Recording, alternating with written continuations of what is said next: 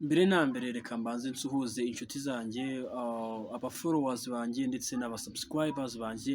Mbere reka mbahereze peace, mbabwire ngo murakoze cyane kandi mwakoze cyane guhora mukurikirana mu Bunyarwanda.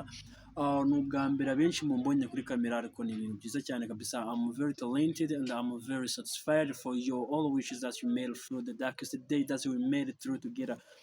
Ikintu cya mbere mbashimira ni uko mukomeje kubana nanjye muri aya mavideo yanjye, mukora subscribe ndetse na share. Icyo kintu cyanshimishije gituma nza kuri kamera. Nkuko mbona neza cyane ni mu Bunyarwanda, gukunda cyane ibintu byinshi biba bigiye bitandukanye, banifuza kubasangiza nko gusobanura Icyongereza, nko kubiga ibintu bitandukanye through the social medias.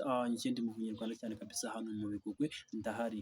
Nimero yanjye nshaka wayibona muri comment, ni 0783985892 ku bantu bifuza another more about English. Nkuko mbona kuri kamera ni mu Bunyarwanda cyane kabisa. I wish you to know that I'm a content creator, ndacyari still down underground, but I'm still rising up. Nkuko mubibona biba bigoranye kuri izi mbuga kugira ngo umuntu azamuke. Kuri YouTube ni mu Bunyarwanda, kuri TikTok bikaba ari mu Bunyarwanda again. YouTube ni mu Bunyarwanda, TikTok ni mu Bunyarwanda, Instagram ni mu Bunyarwanda, ndetse no kuri Facebook maybe ni mu Bunyarwanda. Imbuga zanjye zose nkoresha ni mu Bunyarwanda. Nkuko mbona cyane kabisa, nishimiye kukubona face to face. Wowe uri kundeba nkorera ku gatima, uze kunkorera kuri subscribe kuri channel yanjye kugira ngo nkomeze kuzamuka. About English, Icyongereza ni ururimi rworoshye kandi rwumvikana ku muntu urushaka. Mvuga Icyongereza, nkoresha indimi ebyiri.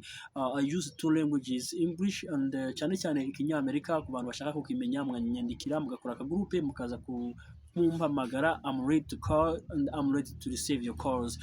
I'm here for amazing time for talking with you again. It's the first time that we made and make the different dialogues. Abantu muze gukora kuri comment kabisa, munyandikire mumbaza ibibazo. Ngende mu Bunyarwanda, sinzi impamvu nshatse kushira on live some amazing predictions about something happening in whatever you wanted, some critical and important list people who comes in my life to join. So this is a good amazing, and this is an opportunity that you should have to come and join me. Thank you.